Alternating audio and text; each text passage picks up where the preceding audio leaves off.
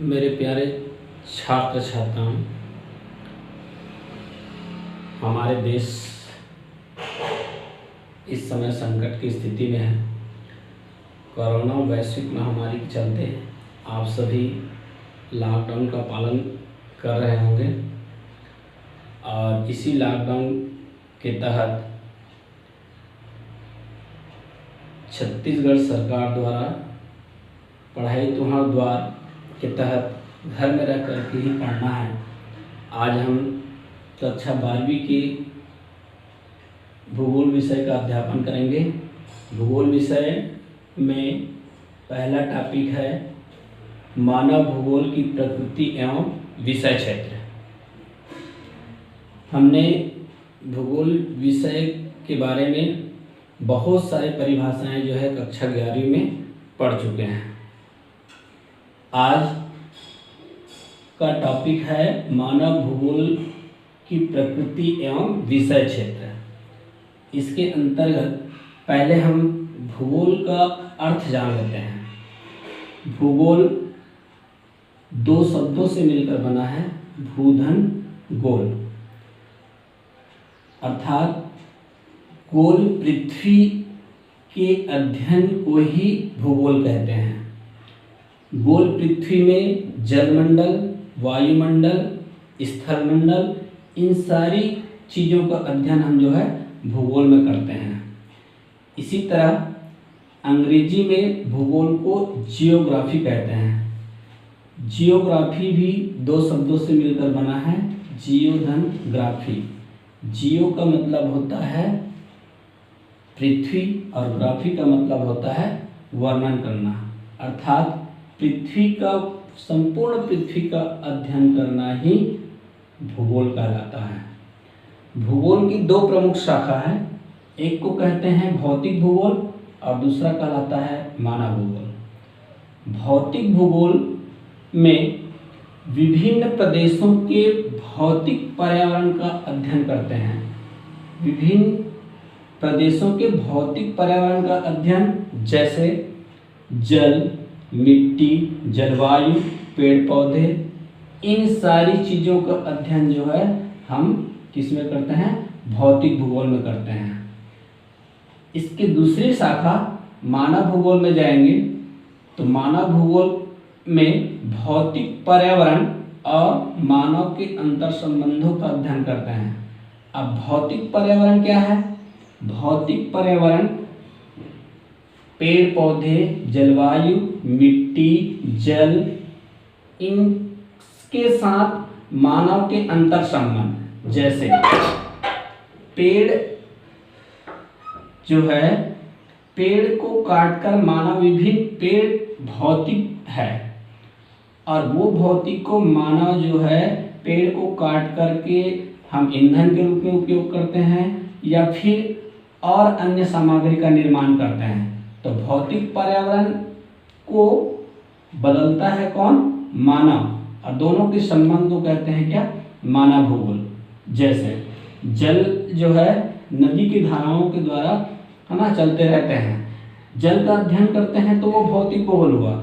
लेकिन हम जल को रोक करके बांध बना दिया, जिसको बहुउद्देशीय परियोजना कहते हैं, और उसका अध्ययन करें तो वो कहलाता है क्या?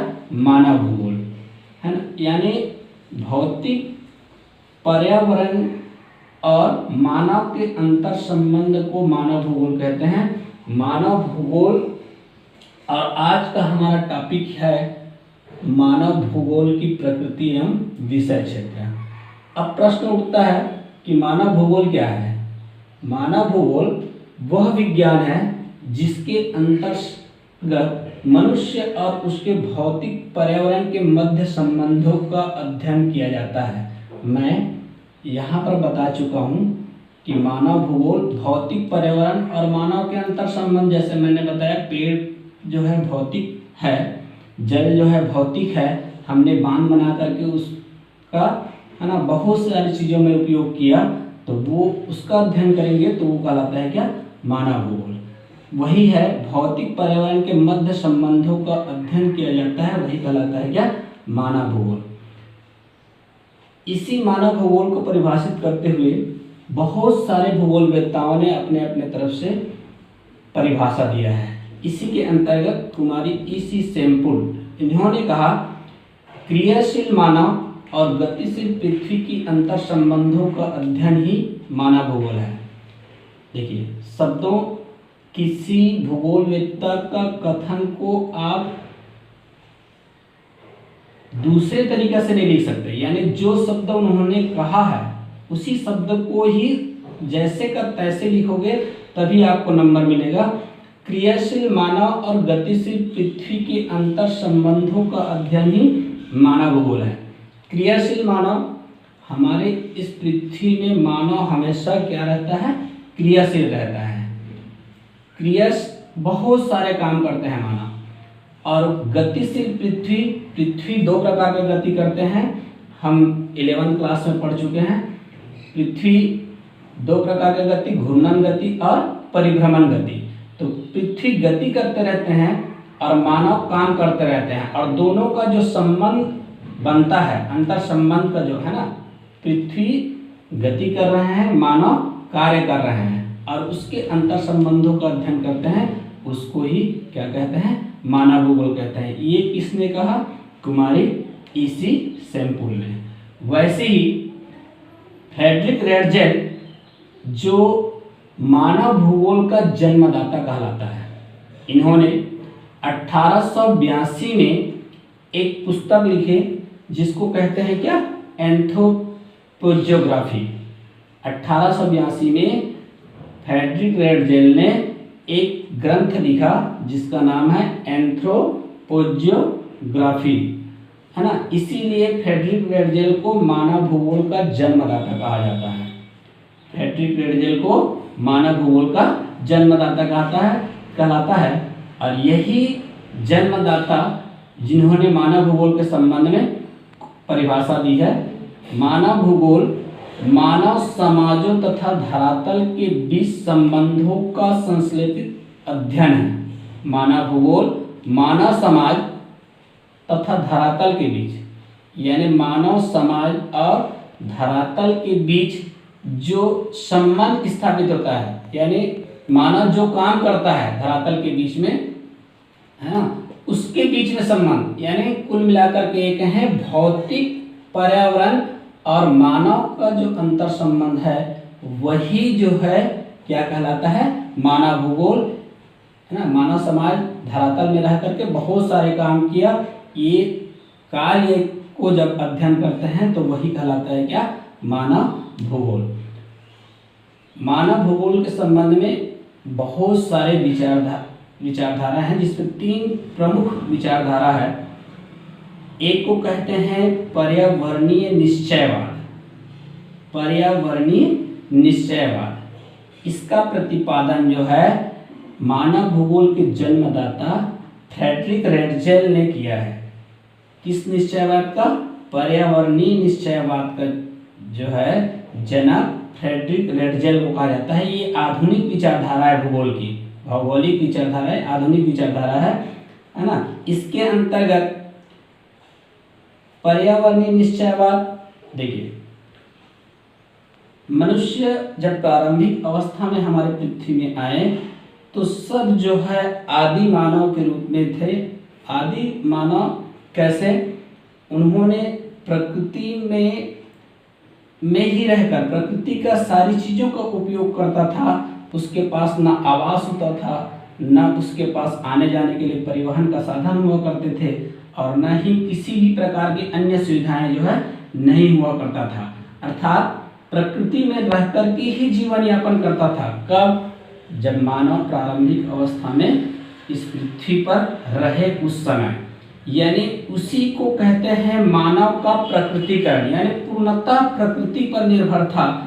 ये कहलाता है पर्यावरणीय निश्चयवाद। यानी मानव प्रारंभिक रूप अवस्था में, जैसे गर्मी के दिनों में जो है पेड़ों की छाया पर रह करके जीवन यापन बिता देते थे, वैसे जब पानी गिरते थे तो है ना किसी गुफाओं में जा करके रहते थे, यानी उसके पास किसी कंदमूल फल खा करके कोई उत्पादन भी नहीं होता था, किसी भी प्रकार की नहीं होता था। इसलिए इसको कहते हैं क्या, पर्यावरणीय निश्चयवाद, जिसका जनक जो है कौन कहलाता है, मानव भूगोल के जन्मदाता फ्रेडरिक रेडजर ने। एक महत्वपूर्ण क्वेश्चन है, इसी को कहते हैं मानव का प्रकृतिकरण। मानव का प्रकृतिकरण मतलब पूरा मानव जो है कहाँ पर निर्भर था, प्रकृति पर निर्भर था, है ना। प्रकृति पर निर्भर होने के कारण से पर्यावरणीय निश्चयवाद को मानव का प्रकृतिकरण भी कहते हैं, ठीक है। जिसका जन्मदाता कौन है, फ्रेडरिक रेडजर है। और ये प्रारंभिक अवस्था में जब मानव इस पृथ्वी पर थे, उस समय बहुत वर्षों तक मानव जो है इसी के अंदर रहा करते थे, यानी प्रकृति के अंदर ही रहते थे, प्रकृति के द्वारा दिए हुए चीजों का उपयोग करते थे, प्रकृति पर रह करके ही जीवन यापन करते थे, है ना। उस पल को हम कहते हैं क्या, पर्यावरणीय निश्चयवाद। दूसरा जो विचारधारा महत्वपूर्ण, वो कहलाता है संभावनावाद, या इसी को कहते हैं संभाववाद, ठीक है। इनके जनक विडाल डी ला ब्लास एक भूगोलवेत्ता है जिसका नाम है विडाल डी ला ब्लास। ये इसके जन्मदाता माने जाते हैं, किसके, संभावनावाद विचारधारा का, ठीक है। इसके अंतर्गत देखिए, मनुष्य प्रारंभिक अवस्था में प्रकृति पर निर्भर था, धीरे धीरे जैसे कृषि कार्य करना नहीं जानते थे, लेकिन बाद में वो धीरे धीरे बीजों का निर्माण किया, है ना, और धरातल का कुछ भाग को जुताई करके या बीजों को, है ना, धरातल में डाल करके जो है ना, कुछ उपजाना चालू किया, और इसी यानी प्रकृति पर जो विजय प्राप्त किया वो कहलाता है क्या, संभावनावाद। पहले मानव प्रकृति पर निर्भर था, धीरे धीरे प्रकृति से हट करके अपना कुछ यानी प्रकृति पर विजय प्राप्त करने का धीरे धीरे कोशिश किया, और आज ऐसा स्थिति आ गया कि प्रकृति से विजय पूर्णतः प्राप्त नहीं किया है, लेकिन हमने नदी की धाराओं को मोड़कर, है ना, नदी की धाराओं को रोक करके बांध बना दिया, ठीक है। वायु, मिट्टी का विभिन्न प्रकार का उपयोग हमने करना चालू कर दिया, यानी सब प्रकार का प्राकृतिक जो चीज है उसको मानव अपने तौर तरीके से जो है बदलना शुरू किया, और प्रकृति पर हमने बड़े बड़े उद्योगों का स्थापना कर लिया। पहले मानव के पास कोई आने जाने का साधन नहीं था, आज जल परिवहन है, और है ना, स्थल परिवहन है, वायु परिवहन है, यानी लोग इस जमाने में एक स्थान से दूसरे, पर्यावरणीय निश्चयवाद में क्या होता था, आदमी को एक स्थान से दूसरे स्थान पर जाना होता था तो कई दिनों तक पैदल चल करके जो है जाते थे, लेकिन संभावनावाद में या संभववाद में लोग अपने तरीके से परिवहन का साधन बना लिया, और उस परिवहन के साधन से आज हम ये देखते हैं कि भारत से अमेरिका किसी को जाना है तो कुछ ही घंटों पर जो है वो अमेरिका जा सकता था। आज वैश्वीकरण का युग आ चुका है, यानी विश्व पूरा जो है एक हो चुका है। इसके जनक विडाल डी ला ब्लास, यानी प्रकृति से थोड़ा सा विजय प्राप्त करने का कोशिश किया, विभिन्न प्रकार का उद्योग धंधे स्थापित किया, सब प्रकार का परिवहन का साधन अपनाए, और ये कहलाता है क्या बात, संभावनावाद। इसी को प्रकृति का मानवीकरण भी कहते हैं। प्रकृति का मानवीकरण क्यों, इसको महत्वपूर्ण क्वेश्चन है। भौगोलिक विचारधाराएं यानी निश्चयवाद, संभाववाद। प्रकृति का मानवीकरण क्यों कहते हैं इसको, क्योंकि इसमें प्रकृति पर निर्भर हुआ करता था, इसलिए इसको कहते हैं मानव का प्रकृतिकरण। और ये प्रकृति पर मानव ने विजय प्राप्त करने का कोशिश किया, इसलिए इसको कहते हैं क्या, प्रकृति का मानवीकरण। यानी संभववाद को प्रकृति का मानवीकरण कहते हैं, ठीक है। इसके बाद आता है नवनिश्चयवाद। नवनिश्चयवाद का मतलब होता है रुको और जाओ। देखिए, हमने पहले पढ़ा पर्यावरणीय निश्चयवाद, जिसमें मानव पूर्णतः प्रकृति पर निर्भर था। संभववाद में मानव ने प्रकृति पर बहुत सारे रास्ता अपना करके विभिन्न प्रकार के उद्योग धंधे परिवहन का साधन बनाया, लेकिन प्रकृति पर ऐसे विजय प्राप्त करने से कई प्रकार का विनाशकारी घटना हो सकता है। इसलिए इस नव निश्चयवाद को कहते हैं रुको और जाओ। रुको और जाओ मतलब प्रकृति का हम इस प्रकार से दोहन ना करें। जैसे हमारे पास कोयला से विभिन्न प्रकार का सामग्री का निर्माण करते हैं और ये कोयला आने वाले दिन पे जो है वो समाप्त हो सकते हैं। कोयला एक समाप्त संसाधन है और वो कुछ दिनों के बाद समाप्त हो सकते हैं। आने वाली पीढ़ी के लिए कोयला नहीं बच पाएगा। वैसी पेट्रोलियम पदार्थ है, पेट्रोल भी आने वाले कुछ वर्षों के बाद जो है वो समाप्त हो सकता है। तो हमको प्रकृति से समायोजन करना है। समायोजन का मतलब रुको और जाओ। ऐसे हम प्रकृति के दिए हुए जो वस्तु है उसका ऐसे उपयोग करें कि आने वाली पीढ़ी भी जो है उसका उपयोग कर सकते हैं। जैसे कोई आने वाले समय में पेट्रोल नहीं रहेगा तो पेट्रोल आने वाले बच्चे जो है उस पेट्रोल को नहीं देख पाएंगे, है ना। उस प्रकार का परिवहन का साधन नहीं रहेगा, कोयला नहीं रहेगा तो विभिन्न प्रकार का जो है ना उद्योग धंधे बंद हो जाएगा। इसलिए इसको नव निश्चयवाद का प्रतिपादन किया। नव निश्चयवाद का जो है जन्मदाता एक भूगोलवेत्ता है जिसका नाम है ग्रिफिथ टेलर। ग्रिफिथ टेलर ने कहा कि इस प्रकार ना हमको प्रकृति पर रह करके जीवन यापन करना है और ना ही प्रकृति से पूर्णतः विजय प्राप्त करना है। ये नव निश्चयवाद का मतलब होता है रुको और जाओ। रुको और जाओ मतलब प्राकृतिक संसाधन का हम इस प्रकार के उपयोग करें कि आने जो हमारे पास पृथ्वी में संसाधन है वो बहुत दिनों तक जो है वो रह सके। इसलिए हम ऐसे संसाधनों का उपयोग कम से कम करें या उसको वैकल्पिक साधन करें। जैसे ऊर्जा का साधन जो है वो कोयला है, कोयला का उपयोग नहीं करके और भी अन्य प्रकार का ऊर्जा का साधन जैसे है ना सौर ऊर्जा है, ठीक है, पवन ऊर्जा है, ऐसे ऊर्जा का उपयोग करें जिसका जो समाप्त नहीं होता। तो ऐसे संसाधन का उपयोग करेंगे तो आने वाले भविष्य जो है बहुत अधिक दिनों तक चल सकता है। ये कहलाता है क्या? नव निश्चयवाद। यानी मानव प्रकृति पर था तो उसको कहते हैं निश्चयवाद। प्रकृति पर थोड़ा तोड़ मरोड़ किया वो कहलाता है संभववाद। नव निश्चयवाद का मतलब ये कि हम प्रकृति से पूर्णतः विजय प्राप्त करेंगे तो आने वाले भविष्य जो है वो और भी अनेक प्रकार की समस्याओं से ग्रसित हो सकता है। इसलिए जैसे पर्वतों को तोड़ करके सुरंग बना करके, है ना,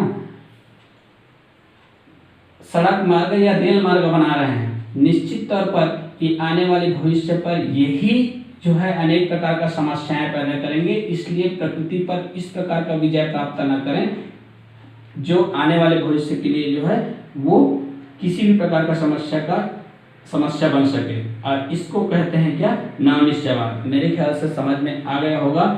निश्चयवाद मतलब मानव का प्रकृतिकरण और संभववाद मतलब प्रकृति का मानवीकरण और नव निश्चयवाद का मतलब होता है ऐसे प्रकृति का उपयोग न करें जिसमें सारी संसाधन जो है वो क्या हो जाए, नष्ट हो जाए और आने वाले भविष्य के लिए कुछ संसाधन न बचे।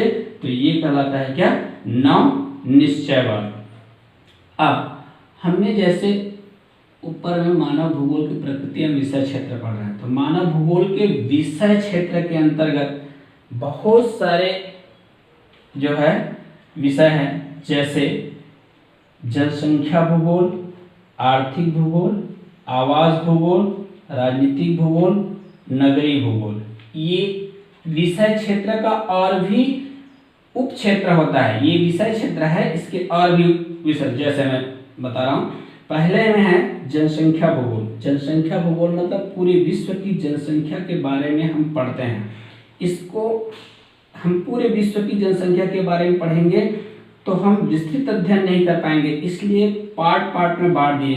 पार्ट में जैसे यूरोप की जनसंख्या, अफ्रीका की जनसंख्या, अमेरिका की जनसंख्या, एशिया की जनसंख्या, इस प्रकार। अब उसके बाद एशिया का जनसंख्या में फिर, है ना, भारत की जनसंख्या, चीन की जनसंख्या। ये कहलाता है क्या?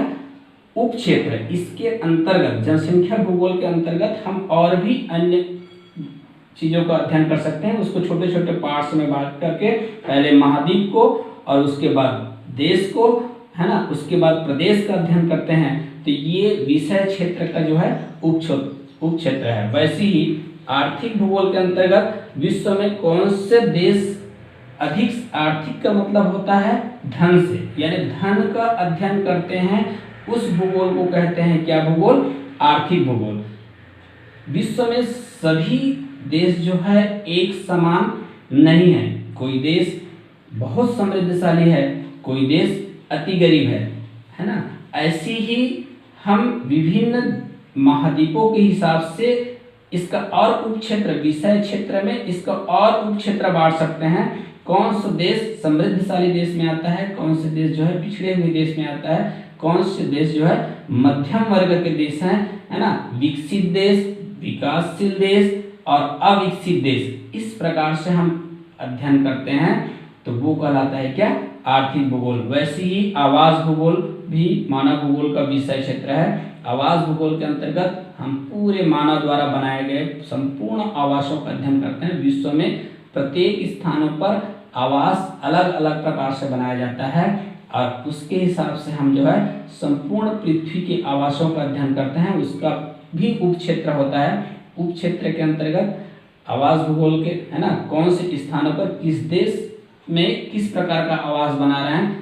प्रत्येक देशों में आवास जो बनाने की प्रक्रिया है वो अलग अलग है। जैसे मान लो हम एक कहते हैं कि राजस्थान जैसे राज्य में यदि हम घर के बाहर खिड़की रख दें तो रेत जो है ना, घर के अंदर आ सकते हैं उड़ करके, तो वहाँ का आवास बनाने की प्रक्रिया अलग है। वैसी असम में जाएं या पर जहाँ पर अधिक पानी गिरते हैं वहाँ पर का आवास बनाने का देखें तो वहाँ पर छत जो होता है उसको ढालनुमा बनाए रहते हैं, है ना।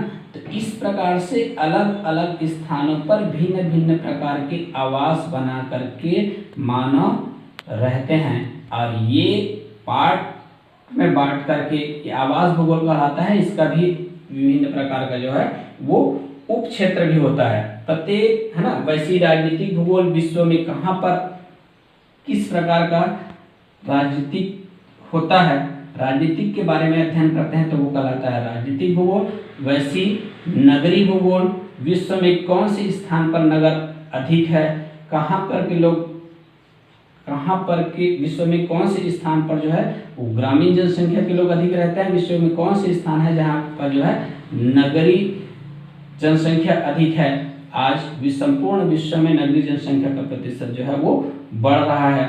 जब नगर के बारे में पढ़ते हैं तो वो कहलाता है नगरीय भूगोल। कुल मिलाकर के कहें कि मानव भूगोल के विषय क्षेत्र के अंतर्गत मानव द्वारा ही बनाए गए चीजों का अध्ययन करते हैं। राजनीति मानव ने बनाया, आर्थिक मानव ने बनाया, आवास मानव ने बनाया, जनसंख्या, है ना, मानव ने बनाया, नगर मानव ने बनाया। तो मानव द्वारा किए गए क्रियाकलापों का अध्ययन जो है हम किसमें करते हैं? मानव भूगोल में करते हैं। इस प्रकार ये विषय क्षेत्र से और जो है उप क्षेत्र कहलाता है। इसका जो पार्ट्स होता है जैसे मैंने बताया, है ना, जनसंख्या भूगोल में अमेरिका महाद्वीप, अफ्रीका महाद्वीप, यूरोप महाद्वीप की जनसंख्या को अलग पार्ट्स में बांटते हैं। उसके बाद देश में जाते हैं तो वो कहलाता है क्या? उप क्षेत्र। ठीक है, मेरे ख्याल से समझ में आ गया होगा मानव भूगोल का। अब इसमें महत्वपूर्ण क्वेश्चन जो है वो पहले भूगोल का प्रश्न मैं बोल रहा हूँ। इस अध्याय से ब्लूप्रिंट के अंतर्गत 5 नंबर का क्वेश्चन आएगा। महत्वपूर्ण क्वेश्चन है, भूगोल का अर्थ लिखिए, इसके एवं उसकी प्रमुख शाखाओं का वर्णन कीजिए। तो प्रमुख शाखा भौतिक भूगोल और मानव भूगोल। वैसे ही विभिन्न भूगोलवेत्ताओं द्वारा यानी कुमारी ईसी, सेम्पुल, फ्रेडरिक रेडजेल द्वारा दी गई परिभाषा को भी लिख सकते हो। परिभाषा को तोड़ मरोड़ के नहीं लिखना है, जैसे भूगोलवेत्ता ने कहा है वैसे ही लिखना है। तो मानव भूगोल का अर्थ एवं उसकी प्रमुख शाखाओं का वर्णन कीजिए। उसके बाद महत्वपूर्ण जो क्वेश्चन है वो है निश्चयवाद किसे कहते हैं या मानव का प्रकृतिकरण किसे कहते हैं। वैसी अगला क्वेश्चन संभववाद किसे कहते हैं, है ना, या प्रकृति का मानवीकरण क्या है।